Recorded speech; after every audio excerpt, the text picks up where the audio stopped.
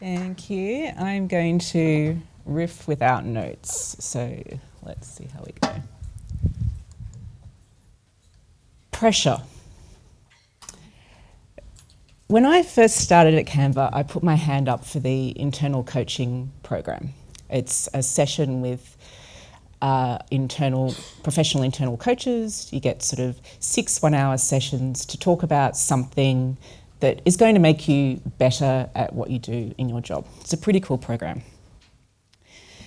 When I started, I wanted to talk about having impact as a leader, because before I was at Canva, I spent 12 years as an independent consultant. So it was a pretty big shift to suddenly be back in-house, not on the tools so much, and figuring out how to navigate having impact through other people rather than doing the work yourself. So this was something that I wanted to talk about. I joined Canva because I wanted to be part of a team again, and I wanted to lead teams. So I got what I wanted, but I was still navigating this sort of big shift in my own personal career. But pretty soon after starting these sessions, we started talking about pressure quite a lot, because at Canva, it is a high pressure environment. It's pressure to deliver some amazing products, pressure to perform. And one of the things that Rose, who was my internal coach, said to me in the session has stuck with me. Pressure with fear of lack of progress is demotivating. And when she said that, it was like this light bulb went off in my mind, and it was sort of really reflective of something that was happening in the team. Because Canva, like we're always trying to set crazy big goals and make them happen. That's one of our core values. And when you're working on a project for months, weeks, and then suddenly it's not a priority anymore, it really feels like you're not moving anywhere. And that sort of that feeling of progression, if you're not feeling it, you get disengaged. Work becomes like a bit of a grind. And so since those sessions, I've had like a real interest in high performance and how do you actually build a team in a high performance culture, in a growth culture, and also sort of get through some of my own misconceptions around performance, because talking, in old me, talking about performance all the time kind of felt a bit icky. Like my personal leadership style is much more sort of empathetic, it's based about the person. But I've learned to see that performance and people can go hand in hand, and you can be a very empathetic leader, even when you're fostering like an environment that people can perform in. So today I would like to share with you a couple of things that I've learned along the way, and a couple of things that I watch out for as a leader of the content design subspecialty, which I think there's just about 30 of us, and also content operations, which is about another 15 or so. So quite a lot of people. Content people have been beating the drum that quality over quantity is the most important thing. So I think we're all quite comfortable with that. And it's the same thing when you start thinking about performance in your teams. So we should never confuse high performance with always being busy. Your team shouldn't feel stressed out, across too much, reactive.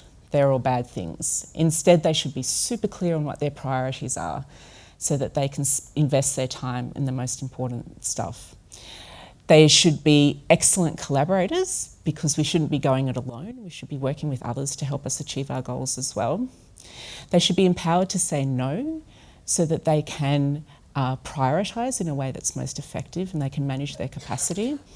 And they should be really comfortable with dealing with ambiguity. So they shouldn't be afraid to jump in and make a start on something, even though maybe all of the information isn't yet apparent. They're confident just to take that first step. It's interesting when you talk to people earlier in their career, because they do really think that in order to perform, I need to do more. When you talk to people and you're looking at their growth goals, quite often it's this sort of huge laundry list of, look at all of the things that I've done. But in reality, doing too much dilutes that impact. It means that you haven't been intentional with what you're working on. And as leaders, this is something really to watch out for, and helping when you sort of shape what the team's goals might look like for the next 6 months, or your own sort of personal growth goals. But the most important thing is like that appetite to learn, that appetite to grow. So one of the things that we hire for at Canva, unfortunately we're not doing much hiring at the moment, we went through a big hiring phase, but one of the things that we do look for is a growth mindset. And if I was interviewing people and a candidate had like every single bit of experience that was needed for the job, but had a really rigid mindset, versus somebody that might have a bunch of gaps in their career, or had changed a lot, or might have like a non-traditional background, but they had a real appetite to learn and an appetite to really try new things, I would choose that latter person all the time. Having that growth mindset means that you truly believe that new skills can be grown through effort, so putting in that work, through feedback, being really open to feedback and using it as a way to improve what you do. Seeing challenges and kind of embracing them and being excited by them, and being excited about figuring out something that might be quite new, and being ready to kind of mess up and fail and experiment and just like use that as a way to improve your skills. And then sort of prioritise progress and experimentation over perfection. So trying a whole bunch of stuff and seeing what sticks. I see, and Elizabeth talking a little bit about AI and the effect that that's had on our industry and our team. And I think the people in my team who are thriving the most in this world of AI are the people who are curious, and they're ready to give it a go. They're the tinkerers. They're playing around with GPTs. They're creating their own internal GPTs. They're talking to our machine learning engineers. They're trying to figure it out. Like, they might not get it right every time, but they have that appetite to kind of play around, see what sticks, and constantly looking to learn and to grow. So unfortunately, just having a bunch of people with a growth mindset won't automatically set you up for a growth culture, but it really does lay the foundations, that provide that sort of scaffolding to get it, to build that environment.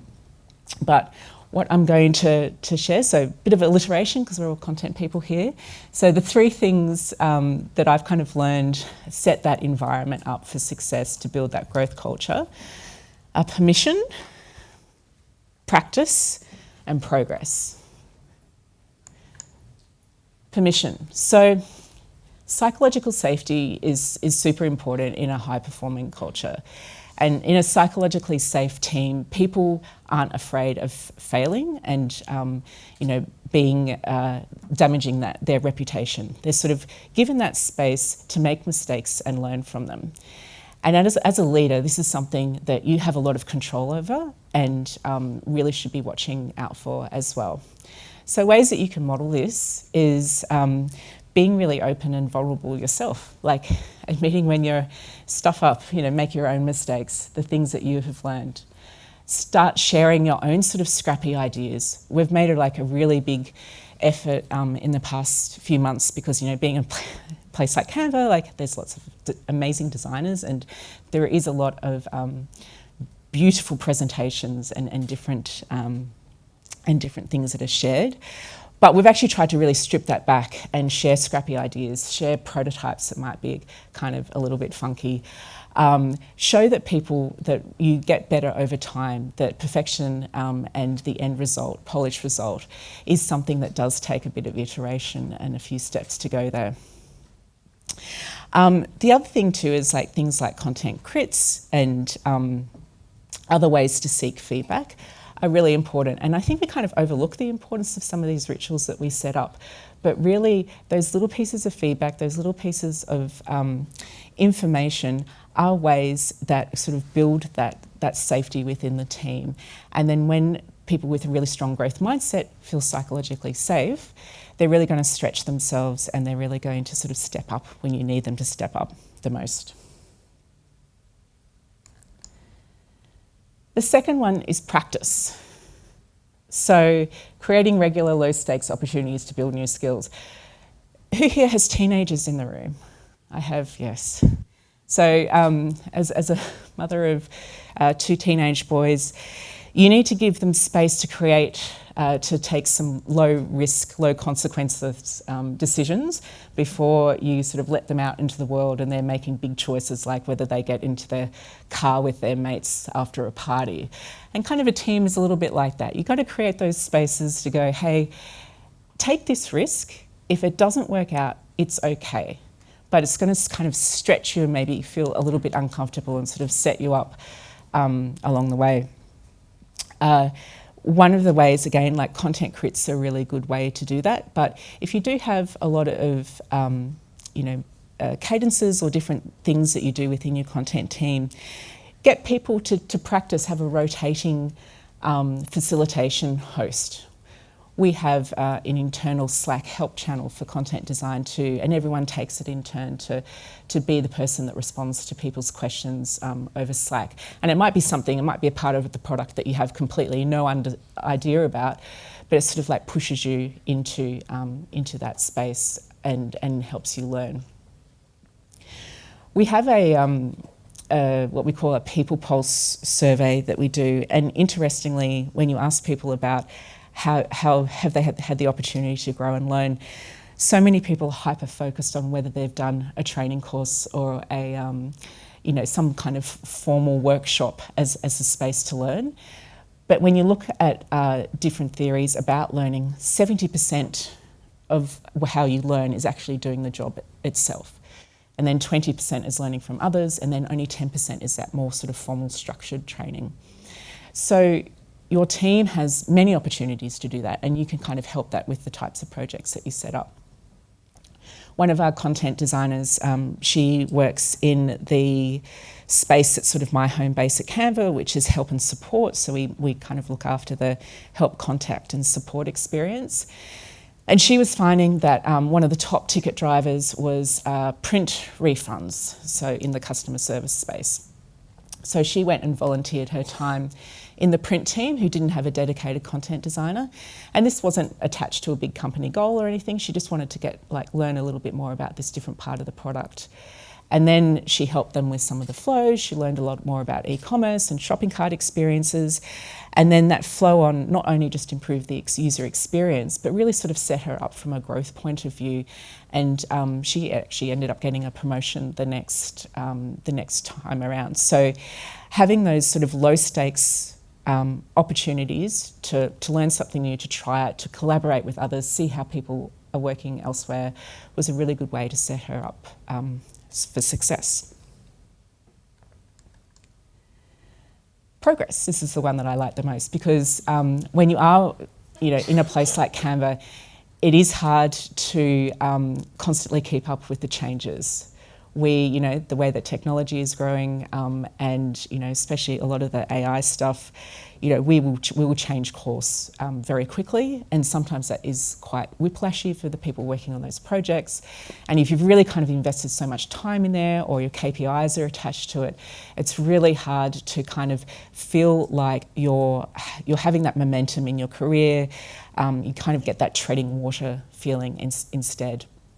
So a few different ways that we help with this and sort of raising that sort of visibility of the work that may not be tied to company goals is that we have, sounds very basic, but we have like a kudos channel in Slack that you can share kudos with other people around the work that they've been doing. We also have a goals celebration budget. So for those company goals that people are working on, we have a small budget that we can use as a team to celebrate, and that might be like a get-together, it might be designing a piece of swag and getting it printed and everyone gets it, some kind of like recognition of the achievement of the team. We also have other ways to sort of recognise non-goal work, and this is important for leaders because like a lot of the work that I do doesn't necessarily end up in the product, but we have badges on Canva World, which is our internal staff intranet, and that's another way of sort of having that recognition. Like I have a bunch for doing interviews and things like that.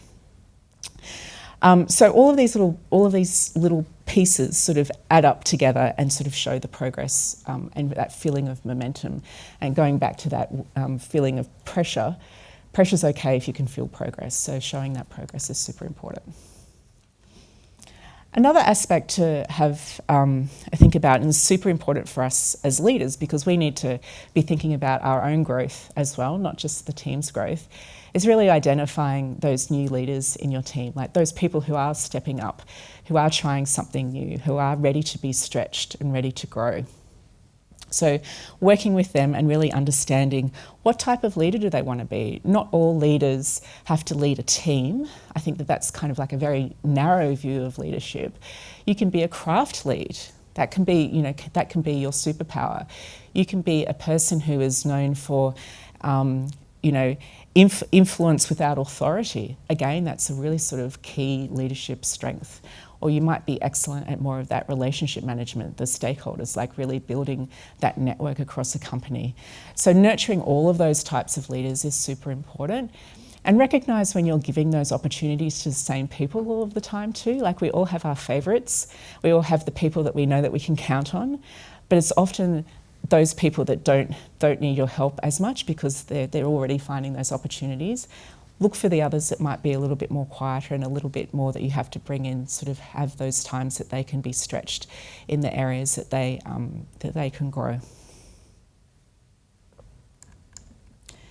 And all of this leads to high performance. So when you build that psychological safe team, when you give people practice, when you create that environment that sort of shows that progression, recognises how people are moving through, then you have that team. So when people have permission, they feel safe to try. They don't feel that there's going to be adverse repercussions if they fail. They've been giving those small sort of steps along the way.